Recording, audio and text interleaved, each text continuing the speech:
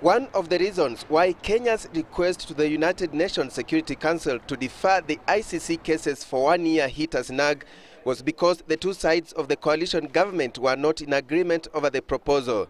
And in a move to reintroduce the matter, Kenya's envoy to the United Nations, Kamau Macharia, is informing the Council's president through a new letter that there was a change of heart in ODM. He is referring to a recent meeting of the ODM National Executive Council and the party's parliamentary group, which pushed for the ICC cases to be handled through a credible local process.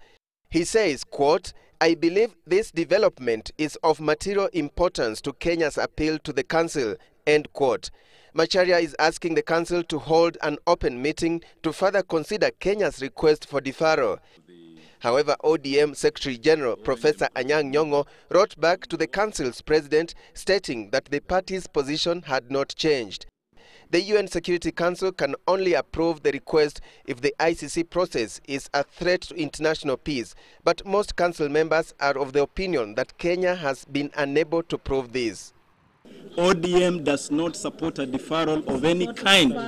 ODM supports a referral to a credible local process. And today we do not believe that we have that process yet. Attorney General Amos Wako is on record as saying the deferral bid had reached a dead end. The road of Security Council is closed. I think Kenyans should realize that. It's closed, it's ended. And that was a political process. We are now in a legal judicial process. And the legal judicial process does not require too much bickering outside. Meanwhile, Vice President Kalonzo Musyoka returned today from Equatorial New Guinea, where he had been on what he termed the last leg of the shuttle diplomacy mission aimed at winning support for the deferral request.